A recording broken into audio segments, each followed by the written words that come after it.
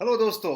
एक सबसे बड़ी फ्रस्ट्रेशन जो एक छोटे मध्यम वर्गीय उद्यमी की होती है, एक स्मॉल एंटरप्रेन्योर की होती है जो स्मॉल एंड मीडियम एंटरप्राइजेस से बिलोंग करता है, उसके लिए सबसे बड़ा चैलेंज होता है कि वो अपने लोगों से काम कैसे करवाए। और ये काम करवाने का मतलब ये होता है कि आप अपने लोगों से मैक्सिमम प्रोडक्टिविटी कैसे लेते हैं।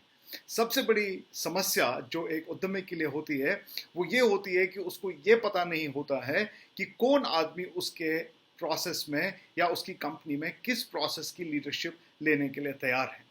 इसमें कुछ कारण होते हैं जिसकी वजह से ये नहीं हो पाता है। इसमें 5 कारण मैं आपके साथ शेयर करूंगा। सबसे पहला होता है कि ये जो रिक्रूटमेंट जब होती है, जब हायरिंग होती है, एक छोटे उद्यमी के लिए एक स्ट्रैटेजिक प्रोसेस नहीं होता है। स्ट्रैटेजिक प्रोसेस का मतलब ये है कि वो जब हायर करता है तो वो अपनी इमीडिएट नीड के लिए हायर करता है। वो लॉन्ग टर्म सक्सेस के लिए वो लोगों को हायर नहीं करता है, जिसकी वजह से जो लोग उस कंपनी में ज्वाइन करते हैं वो क्लियर नहीं होते हैं कि उनकी जॉब रिस्पॉन्सिबिलिटी क्या होनी चाहिए। दूसरा कारण ये होता है कि जो ओनर होता है, जो बिजनेस ओनर होता है, जो उद्यमी होता है, वो सब कुछ खुद करना चाहता है। उसको ऐसा लगता है कि मेरे एम्प्लॉय के साथ अगर मैं सब कुछ शेयर करूंगा, जो अपने सीक्रेट शेयर करूंगा या मैं ट्रांसपेरेंट हो जाऊंगा, तो वो सारी की सारी नॉलेज लेके इस कंपनी से जा सकता है और अपने कॉम्पिटिटर को दे सकता है। ये दूसरा कारण है। तीसरा कारण ये होता है कि उसको डेलीगेट करना ही नहीं आता है। अपने काम को डेलीगेट करने का मतलब ये है कि वो फ्री हो जाए, लेकिन बहुत सारे हमारे उद्यमी हैं वो फ्री नहीं होना चाहते हैं क्योंकि वो इनसिक्योर होते हैं। उनको एक आर्ट ऑफ डेलीगेशन, जिसको मैं बोलता हूँ कि एक ऐसी कला कि दूसरे लोगों से काम करवाने की कला जो है वो कभी सीख नहीं पाता है। क्यों नहीं सीख पाता है? क्योंकि वो कभी सीखना नहीं चाहता है, या उसे सीखना आता नहीं है, या उसको कोई बताने वाला नहीं होता है। पहले तो सबसे पहले सीखने के लिए एक माइंडसेट चाहिए, एक ओपन माइंड चाहिए। तो सबसे बड़ी प्रॉब्लम क्या है कि उसमें वो अवेयरनेस आते आते बहुत समय हो जाता है और वो बहुत सारे लॉसेस से गुजरता है। तीसरा कारण जो होता है वो ये है कि जो जॉब रिस्पॉन्सिबिलिटीज उस एम्प्लॉय को देनी चाहिए वो प्री डिफाइंड नहीं होती है, वो पहले से लिखी हुई नहीं होती है। और जॉब रिस्पॉन्सिबिलिटी का मतलब ये है कि उस एम्प्लॉय का रोल क्या है, उसकी रिस्पॉन्सिबिलिटी क्या है, उसकी अथॉरिटी क्या है और उसकी अकाउंटेबिलिटी क्या है। ये 4 चीजें बहुत इंपॉर्टेंट हैं। हम सिर्फ रिस्पॉन्सिबिलिटी दे के अपना पल्ला झाड़ देते हैं, जिसकी वजह से एम्प्लॉय जो है वो कभी भी अपना मन लगा के काम करने में असक्षम होता है। और जैसे मैंने पहला बताया कि स्ट्रेटेजिक हायरिंग नहीं होने के कारण वो आदमी जो आपके एक प्रोसेस को लीड कर रहा है, वो शायद वो पैशन से वो नहीं कर रहा, उसको एक नौकरी की जरूरत थी और वो सिर्फ आपके यहाँ पे नौकरी कर रहा है और वो अपनी सैलरी का वेट कर रहा है। वो ये नहीं देख रहा है कि उसकी इन्वॉल्वमेंट कैसे बढ़े, उसको एंगेज कैसे वो किया जाए। कंपनी के पास कोई स्ट्रैटेजी नहीं होती है। तो हायरिंग के लिए भी कोई स्ट्रैटेजी नहीं है, एंगेजमेंट के लिए भी कोई स्ट्रैटेजी नहीं है, उसकी एजुकेशन के लिए भी कोई स्ट्रैटेजी नहीं है। चौथा कारण यह होता है कि जब एक आदमी आपके यहाँ पे एक एम्प्लॉयर के यहाँ पे एम्प्लॉय बन के आता है, तो उसके जो की परफॉर्मेंस इंडिकेटर्स होते हैं, जो उसकी सफलता के जो जो जो उसके सफलता को मेजर करने के लिए जो इंडिकेटर्स होते हैं वो डिफाइंड नहीं होते हैं। कि जैसे मान लीजिए, एक उदाहरण के तौर पे मैं बताना चाहूँगा कि मान लीजिए एक मार्केटिंग वाला है। मार्केटिंग वाले को ये नहीं बताया जाता है कि उसको एक महीने में कितनी लीड जनरेट करनी है। जब उसके यहाँ पे ये सिस्टम ही नहीं होगा कि लीड जनरेशन के लिए उसको रखा गया है, वो सिर्फ मार्केटिंग कर रहा है एक विजिबिलिटी क्रिएट करने के लिए। लेकिन उसको ये नहीं बताया जाता है कि विजिबिलिटी तो कंपनी अपने ब्रांड से कर लेगी, या वो जाके अपनी विजिबिलिटी तो कर लेगा, लेकिन उसका मेन जो अकाउंटेबिलिटी है, उसका जो जिसको हम बोलते हैं कि उसकी जो अकाउंटेबिलिटी है, उसका जो जिसके लिए उसको सैलरी दी जाती है, वो काम वो नहीं कर पाता है। उसको ये क्योंकि क्लियरली नहीं बताया जाता है कि उसकी अकाउंटेबिलिटी लीड जनरेशन है। सो ये चौथा कारण है कि उसकी जो जो इंडिकेटर्स हैं, जो उसकी परफॉर्मेंस के इंडिकेटर्स हैं, वो उसको बताए नहीं जाते हैं, उसकी कोई मेजरमेंट टूल नहीं होता है। और पांचवा और आखिरी कारण जो होता है कि हमारी जो जो हमारे एम्प्लॉयज की जो प्रोडक्टिविटी है वो क्यों लो होती है, क्योंकि उसमें उन लोगों को रिवॉर्ड्स एंड रिकॉग्निशन नहीं दिया जाता है।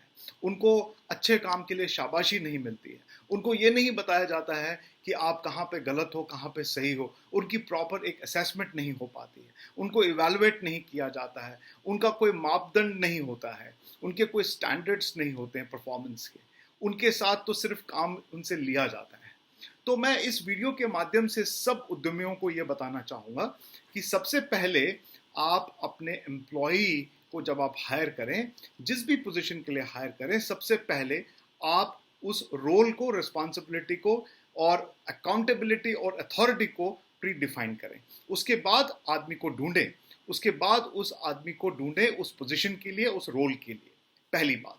दूसरा ये कि जब उसने ज्वाइन करना है तो उसकी एक ऑनबोर्डिंग होती है। ऑनबोर्डिंग का मतलब ये है कि आपने उसको ऑफर लेटर दे दिया और उसने बोला कि साहब मैं आपके यहाँ पे 1 महीने के बाद ज्वाइन करूंगा, क्योंकि मुझे प्रीवियस कंपनी से नोटिस दे के मैं फिर आपके यहाँ पे आऊँगा।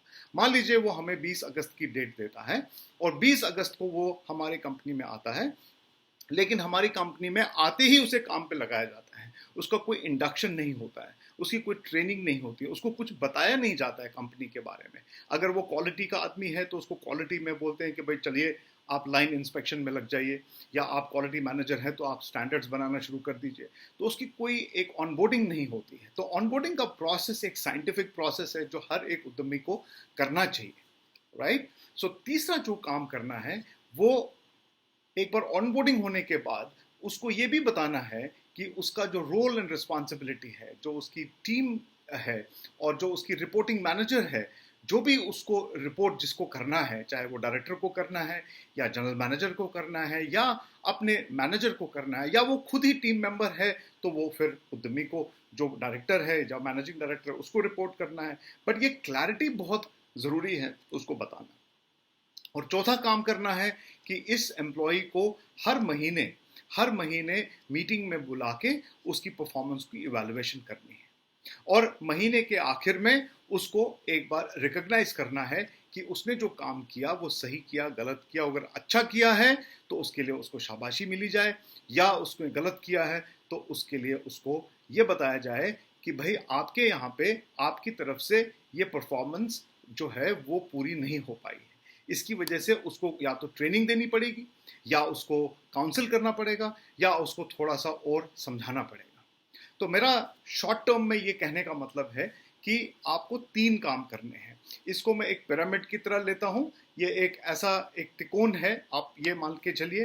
जो पहला स्तर है वो ये है कि आपको अपने लोगों को एडुकेट करना है। उनको पहले आपने अपनी कंपनी के बारे में, उसके बारे में अवगत करना, उनको बताना है कि हम क्या हैं, हम क्या करना चाहते हैं, हमें आपसे क्या एक्सपेक्टेशंस हैं, हमें आपसे क्या उम्मीदें हैं काम करने की।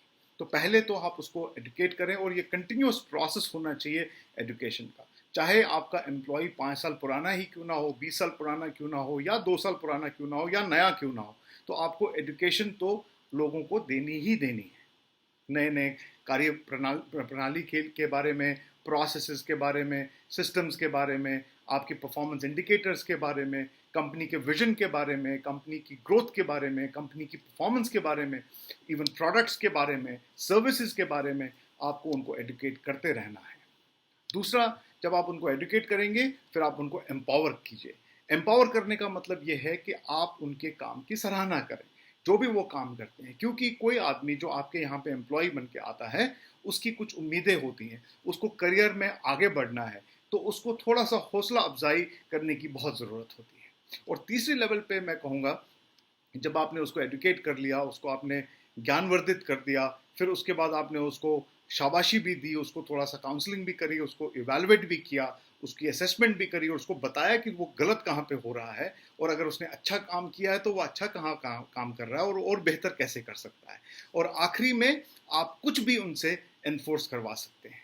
सो इसको मैं 3E मॉडल बोलता हूँ कि educate, empower and then enforce. Normally हमारी इंडस्ट्री में, हमारे एसएमई सेक्टर में, हमारे एमएसएमई सेक्टर में ये जो त्रिकोण है ये उल्टा है, ये पिरामिड उल्टा है। हम सबसे पहले एनफोर्समेंट चाहते हैं, फिर कभी कभी हम उनकी एम्पावरमेंट करते हैं, रिकॉग्निशन करते हैं या उनको रिवॉर्ड देते हैं, और हम उनको कभी भी एडुकेट नहीं करते हैं।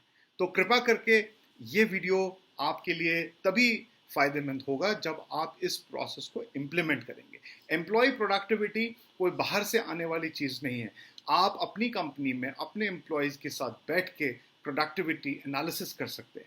आप उनके साथ बैठ के ये बता सकते हैं कि आपकी प्रोडक्टिविटी कैसी बढ़ी जाए। और एक चीज़ मैं आप दोस्तों से बता दूं कि प्रोडक्टिविटी, हाई रिजल्ट्स एक एम्प्लॉय देना चाहता है, क्योंकि उसके पास वो एक एनवायरनमेंट, ये एक वातावरण नहीं बना होता है। इसकी वजह से वो जो अपनी जो बेस्ट है वो नहीं दे पाता है, क्योंकि वो एनवायरनमेंट जो होता है वो कंड्यूसिव नहीं होता है, या वो उसके हिसाब से नहीं होता है।